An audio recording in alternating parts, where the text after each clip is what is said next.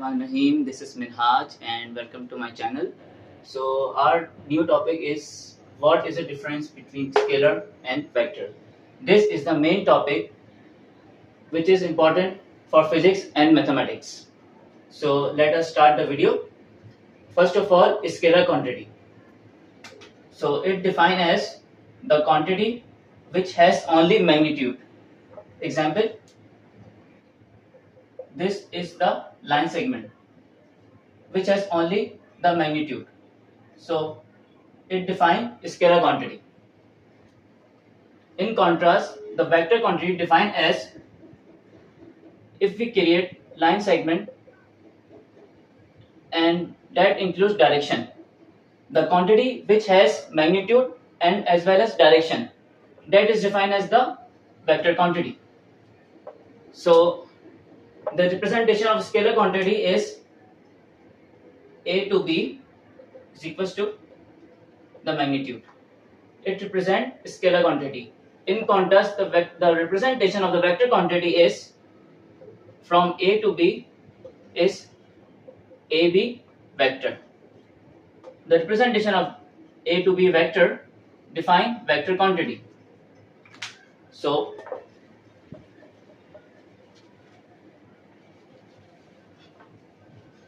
for example, velocity. Is velocity a vector quantity or scalar quantity? So we move forward. The formula of velocity is displacement per unit time.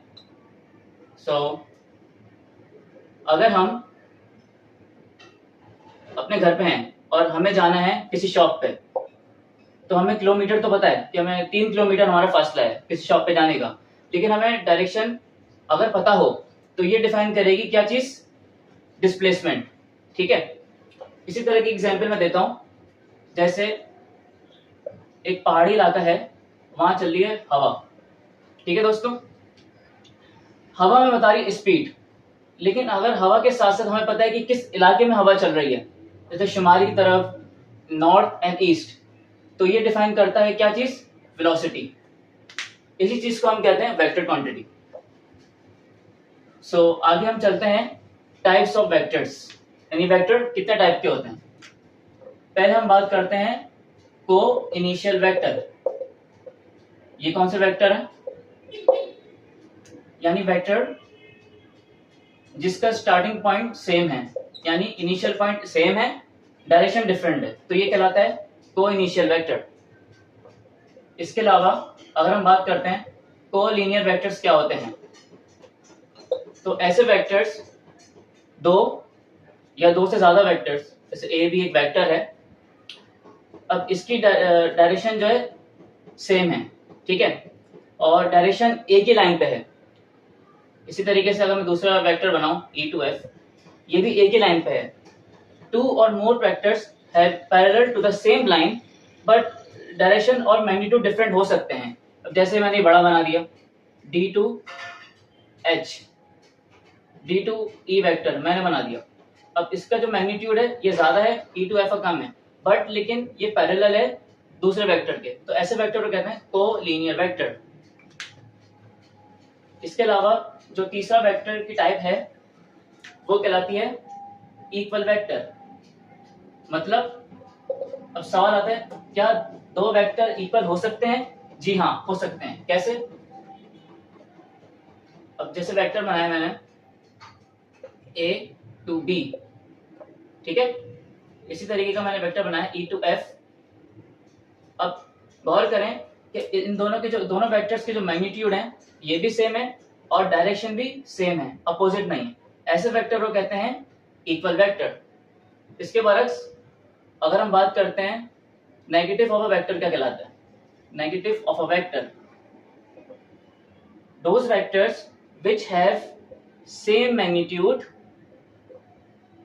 but opposite in direction, so that is called negative of a vector.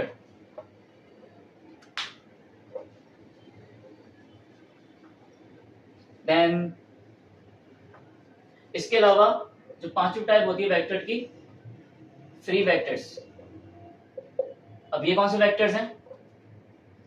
अगर मैं मान लूं कि C to D vectors है, C to D vector है, ठीक है, और मैंने बनाया C डैश और D डैश वेक्टर।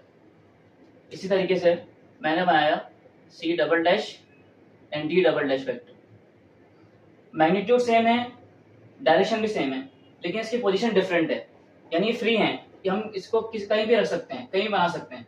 तो ऐसे वेक्टर कहलाते हैं फ्री वेक्टर्स। ठीक है दोस्तों,